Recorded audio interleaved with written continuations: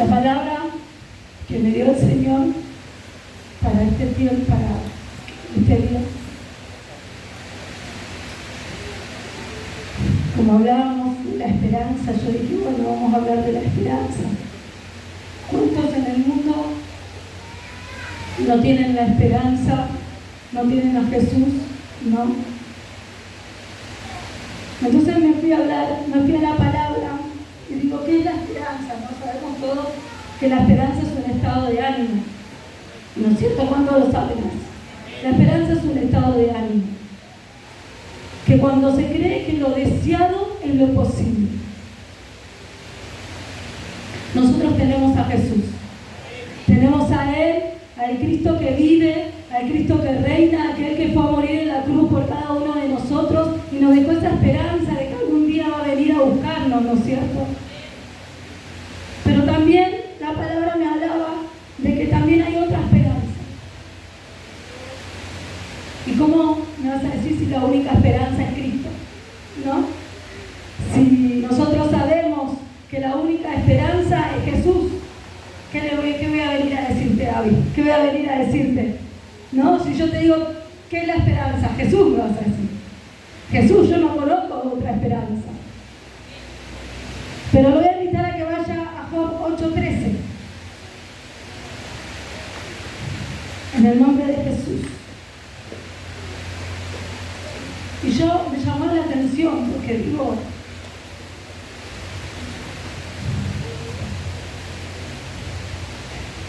y esta esperanza habla de la esperanza de los impíos. O sea que este estado de ánimo lo tenemos todos, los de la iglesia, los de afuera, la esperanza está. Pero hay una que llevan los impíos. Y dice el 13, tales son los caminos de todos los que olvidan a Dios, y la esperanza del impío perecerá. Porque su esperanza será cortada y su confianza es tela de araña. Me llevaba a pensar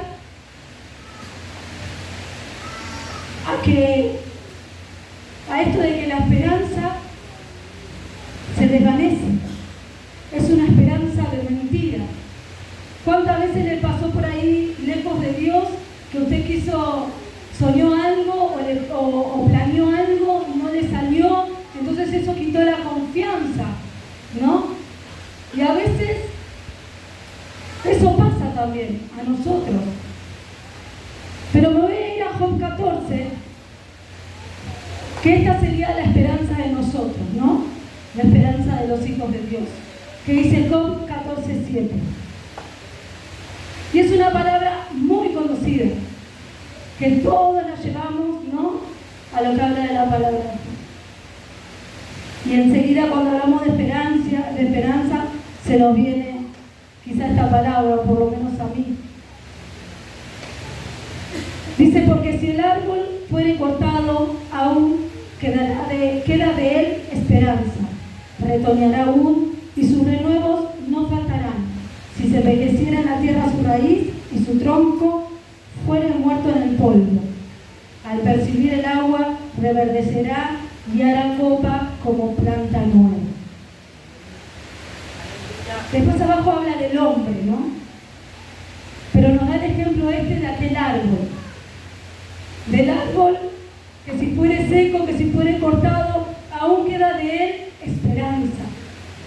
Y eso lo lleva a compararnos con nosotros. A veces pasamos situaciones, tenemos acá el gran ejemplo de Job, que ha pasado situaciones. Es más, uno de los títulos habla de las calamidades de Job. Y si ponemos a leerlo, es innumerable las cosas y las pruebas que él pasó, ¿no? Y a veces nosotros pasamos una prueba chiquitita y enseguida nos comparamos con Job. ¡Fua! ¿No? O enseguida ponemos alguna palabrita de Job. Cuando pasamos alguna prueba, alguna situación, ponemos, yo sé que mi Redentor vive, ¿no? Y la verdad que Job, que diga eso, nosotros porque siempre digo, nosotros tendemos a veces a dramatizar, ¿no? hay cosas que por ahí no son tan graves, hay otras que sí son muy graves, ¿no?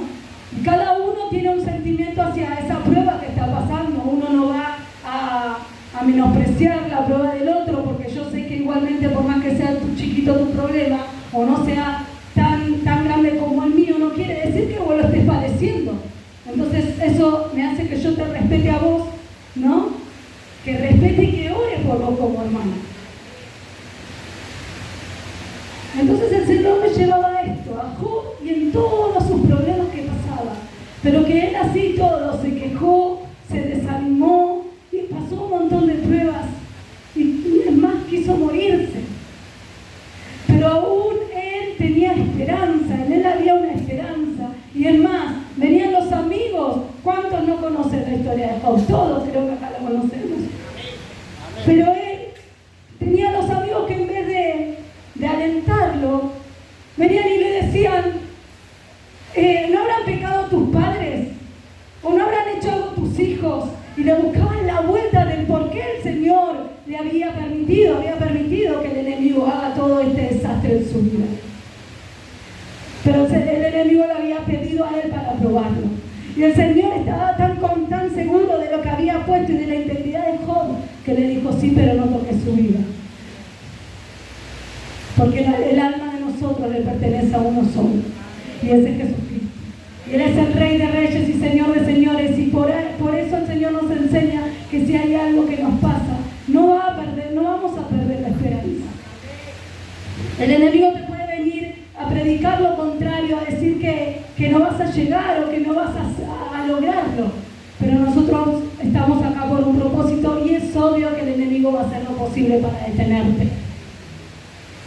Pero el Señor que tiene poder, el Dios que sabe para qué fuiste creado, para qué Él te creó, el que te ama, sabe que todo lo que te pasa te ayuda para bien, como dice su palabra. Amén. Tenemos a nuestra esperanza, a la esperanza que es Jesucristo, y que como dice su palabra, es eterno. Pero tenemos que tener bien en cuenta y saber discernir qué tipo de esperanza es la que estamos sintiendo. Como dijimos recién, es un estado de ánimo. A veces como cristianos por ahí estamos más arriba, más abajo, ¿no? Pero ¿cuál es tu estado? ¿Cuál es la esperanza? ¿La del impío o la de un hijo de Dios? Y esto, iglesia, créanme que me lo habló el Señor a mí. Porque la esperanza del impío es la que se desaparece, la que desvanece, y como dice ahí, la confianza es como tela de araña. La tela de araña vos la tocas así y ya está. No queda firme. Y a veces a esto a nosotros como hijos nos suele pasar. Cuando estamos en una situación difícil, en una situación en la cual necesitamos tener fuerza de Dios, ¿no? Y entonces ahí es cuando tenés que demostrar la esperanza. ¿Cuál es la esperanza que vos estás sintiendo? Ese estado de ánimo que tenés para con los tuyos, en tu casa, en la iglesia, cuando entramos a la casa de papá. ¿Cómo es mi estado de ánimo cuando yo vengo a danzar? Cuando yo vengo a adorar. Y a veces pasa que no tenés ni ganas. Y a veces pasa que por ahí tu estado de ánimo es no, la verdad que no sé, porque así somos, dramatizamos todo. Perdón, yo hablo de mí. Pero yo tengo muchas cosas que agradecerle al Señor. Tengo muchas cosas y eso es lo que reaviva mi esperanza, la esperanza que Él me ha dado, que es Jesucristo. Y todos los días me recuerda que Él está conmigo y todos los días me dice que esa esperanza va a revivir. Y aunque pensaste que por ahí lo que vos estabas realizando, o tu sueño, o tu ministerio, lo que vos estabas creando en vos o creyendo, el enemigo lo quiere detener. Pero ahí viene el Señor a decirte que va a ser como copa nueva.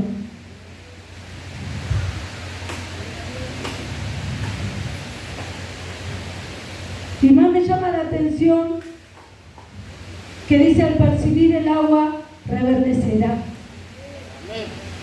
Al percibir el agua.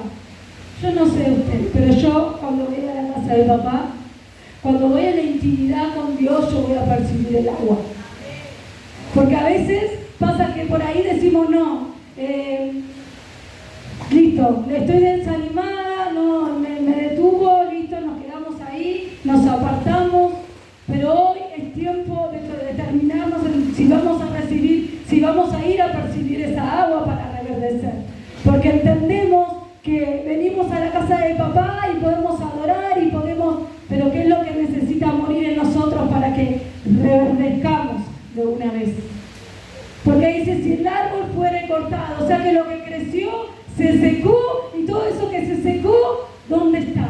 ¿Qué es lo que está provocando en mí eso que se secó? Entonces viene el Señor y nos corta. Pero yo tengo que venir a la intimidad, acercarme a Jesús y decirle, quiero percibir el agua. El agua es Jesús. Tú eres mi fuente de agua viva, tú eres mi fuente de agua viva. Si hay algo que se me está deteniendo, si hay algo que se está secando en mí, tú eres mi fuente de agua viva. Vengo a ti, Señor. Vengo a tu presencia. Vengo a ti, Señor, porque tú eres el único, aquel que puede hacerme florecer, aquel que puede hacer crecer y reanimarme. También tiene que ver con nuestro estado, qué es lo que le queremos entregar al Señor. Cada hojita seca, cada rama que se quiebra, si realmente se lo entregamos al Señor. Por ahí hay cosas en nuestro corazón que impiden que esa agua entre y la percibamos. Por ahí hay cosas en nuestro corazón que nos impide que esto florezca, y entonces, Señor, ¿qué es lo que tengo que hacer? Y no lo entendemos, y volvemos otra vez a la fuente, pero Señor, ¿en dónde tengo puesta mi esperanza? Nos pasa, yo voy a la iglesia de chica, tuve un encuentro de grande, y me ha pasado muchas veces, en lo cual el enemigo me ha querido detener en los ministerios y ha hecho lo posible para que nosotros no avancemos. Y soñábamos algo, y por ahí planeábamos algo y no daba. Planeábamos algo y ahí era que se cortaba, ¿no? Y decíamos, Señor, pero ¿en dónde estamos poniendo la confianza? ¿En dónde estoy poniendo la confianza? ¿A quién? ¿Cuál es la esperanza? ¿Tengo la esperanza de un hijo de Dios o la del impío? El Señor me amonestaba en esto.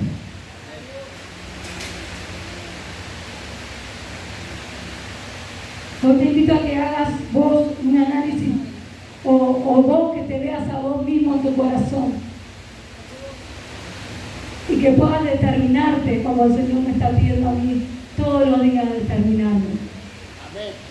Percibir el agua, que es la fuente de agua viva, aquella que sana, aquella que salva. Job pasó por muchas circunstancias, fue torturado por Satanás. Como dije recién, discutía también con sus amigos, porque sus amigos, en vez de acompañarlo, ¿no?, le bajaban el ánimo, así nomás. Buscaban la razón del por qué te pasó. Y a veces las cosas no es consecuencia. A veces lo que te pasa no es porque hiciste algo malo o por algo, sino que es para que el Señor nos acerquemos más a Él. Buscar culpable no sirve de nada.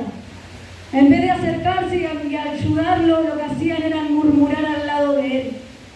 Murmuraban y acusaban y buscaban la vuelta. Se metían en el trato de Job con Dios. ¿Cuántas veces sucede, no? ¿Cuántas veces sucede que escuchamos voces que no tenemos que escuchar? Pero Job era íntegro. Si bien él se hablaba y discutía y se enojaba con el Señor y le decía las cosas tal cual él pensaba, y él sentía, él era íntegro. Después escucha a Dios y responde humildemente. A pesar de todo, Job era humilde. Iba a Dios. ¿No? Iba a Dios. Al único aquel, el cual él sabía que le había entregado su vida. Al único que sabía del cual dependía su vida. Al único hijo. Entonces, después venían, lo único que recibía Job en esa época era malas noticias. Y una tras otra, y una tras otra, y una tras otra. Y él no iba a contarle a nadie ni a llorarle a nadie. Él iba a la presencia de Dios y le hablaba a Dios, por más de que estaba la situación como esté, él iba y se lo preguntaba a Dios y le hablaba a Dios. Y aún que a veces si tenía momentos de soberbia, por así decirlo, y le quería preguntar a Dios y cuestionarle, él hacía así a un lado y agachaba la cabeza. Aún cuando la mujer venía y le decía, no lo criticaba porque seguía adorando a Dios. Porque lo que querían era que lo negaran. Él así todo iba delante de la presencia de Dios. Y confiaba en Dios. Y eso, en un corazón humilde e íntegro, hizo que el Señor después le devolviera todo. Entonces el Señor hoy nos manda en este tiempo a meditar en nuestro corazón, a meditar primeramente en nuestro corazón a dónde tenemos puesta la esperanza, porque venimos a la casa de papá y decimos, sí, Él es mi esperanza es Jesús, pero cuando yo planeo algo o quiero hacer algo, ¿con qué esperanza lo estoy haciendo? ¿Con qué esperanza? Si hace poco, como me contaba el otro día, pasé por un proceso en el cual yo pensé que por ahí tenía que dejar de danzar. Amo danzar. Yo danzo y voy contra todo, no me importa. Yo cuando danzo voy contra todo pensamiento negativo porque los aires a veces se sienten y a mí no me importa porque voy a la presencia de Dios. Cuando me pongo a danzar por ahí, uno a veces no entiende lo que no está en la danza. Peleas con esto del entretenimiento, peleas con esto de los pensamientos de que si la danza es o no es, que si venimos a danzar para Dios o no. Yo sé a quién voy. Yo sé a quién danzo. Mi esperanza está puesta en Jesús. Y voy en contra de todo eso y no me importa. Créame que no es fácil, ¿eh? Ya hace más de 10 años que estoy en el ministerio de danza. Y cuando yo pensé que por ahí esto es para que yo no dance más, no llegué a pensar. Me habían diagnosticado, me había salido un quiste y me lastimaba, me había infectado mucho. Entonces yo digo, debe ser que no tengo que danzar más. Y eso hizo que a mí, ¿cómo es esto? Sentí eso, como que me cortaron, ¿no? Como que cortaron. Y créanme que fue necesario. Porque yo sé que la gloria postrera será mayor que la primera. Y no me quedo con los pensamientos negativos del que no tengo que hacerlo o el que no voy a poder. ¿Saben por qué? Porque yo hace un año me habían diagnosticado y el Señor me había dicho que me iba a sanar, pero yo decía, Señor, ¿pero para qué es? Señor, no podía danzar porque era muy doloroso. Y hay días que por ahí venía y danzaba. Pero yo lo hacía con todo mi ser para el Señor porque yo creo en Él. No sabía cuánto iba a durar. Lo primero que me dijeron era paciencia porque es largo. Es lo único que me dijeron. Paciencia porque el tratamiento es largo y vas a tener que tomar un montón de pastillas y no hay un tiempo determinado. Y yo decía, bueno, tendré que parar de danzar. Y venía acá y el apóstol me decía, ¿y la ropa? Y a veces traía la ropa. Pero yo entendía que él no me lo decía porque no sabía, porque no entendía. Porque si vos estás conectado al Espíritu Santo, vos sabés qué es lo que tenés que hacer y que no lo tenés que dejar de hacer. Era la respuesta a lo que yo venía pensando. No es por ahí. No, el Señor no quiere que te detengas. El Señor quiere que avances en lo que Él te dio. Porque si Él te dio algo para Él, para que le sirvas, es algo preciado y es un tesoro poderoso el cual Él quiere usarte. Y entonces yo, por momentos, ¿dónde tenía la esperanza? tenía la del impío, y lo reconozco, porque se me mezclaban los sentidos, los sentimientos. Pero yo entendía que me iba al médico y iba con él. Lo podía sentir acompañándome, agarrándome de la mano. Yo podía sentirme que él estaba conmigo en cada consultorio. Yo podía sentir que cuando estaba en la espera del hospital para que me hagan los exámenes, podía sentir que él estaba sentado al lado mío. Siempre había una silla vacía. Y como yo lo veía, cualquiera lo puede ver, no hay nadie sentado al lado mío. Estoy sola, nadie me acompañó. Pero yo en mi corazón entendía que Jesús me estaba acompañando, de que Él quería ocupar ese espacio y que quería tomar un tiempo conmigo. De que Él me quería acompañar porque me ama. Y eso nada va a cambiar. Imagínense si yo no voy a venir a danzar y a saltar y a gozarme en su presencia, porque menos de un año pasó y el médico me dijo que ya se terminó y se suspendió el tratamiento porque ya no había nada, ya no hay nada, me dijo el médico.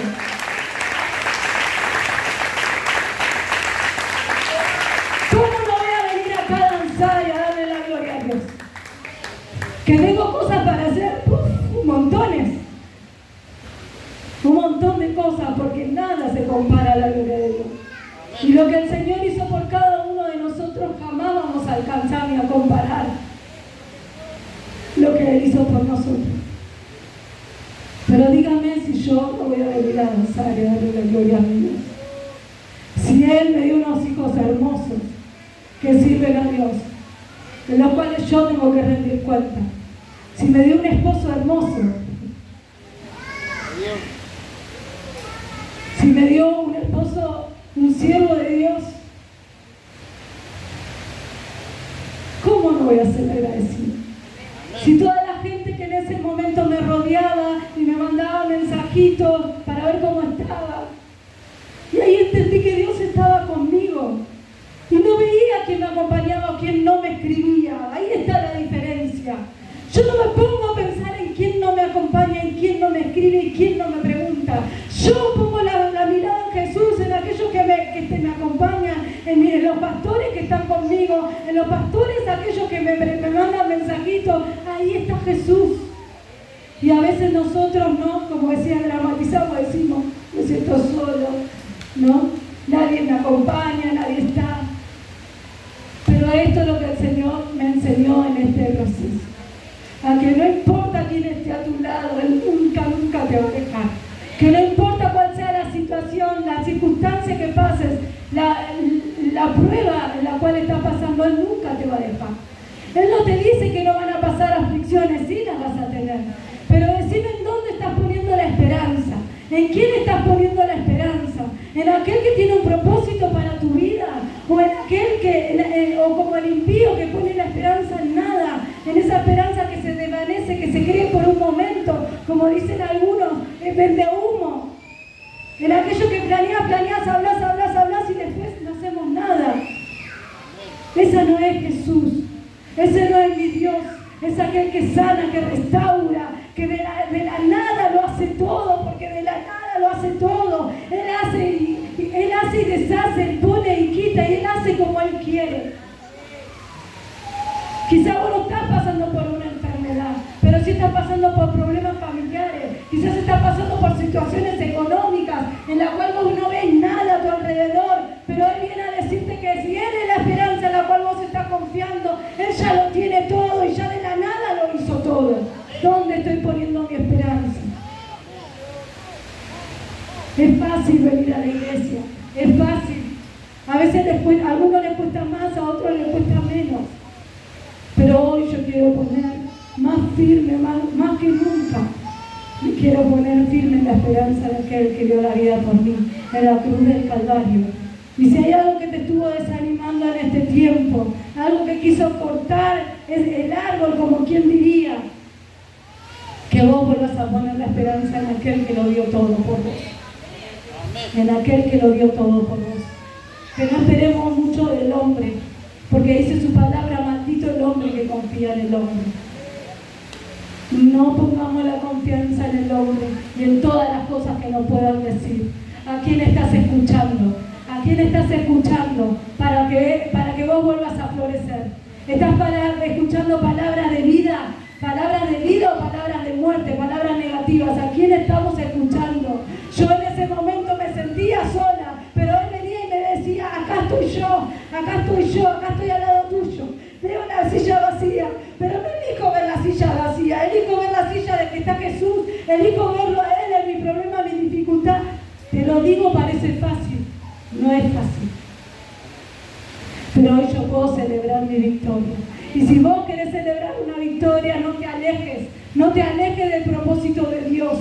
No dejes que el enemigo venga a predicarte lo contrario o venga a aconsejarte cosas que no estén en la palabra. No le busques el porqué de las maldiciones. Sí, hay maldiciones, hay que cortarlas. Está la liberación. Pero hay momentos en los que vos tenés que pelearlas sola y hacernos cargo a nosotros mismos de lo que tenemos que cortar nosotros. Yo te invito a que te pongas de pie.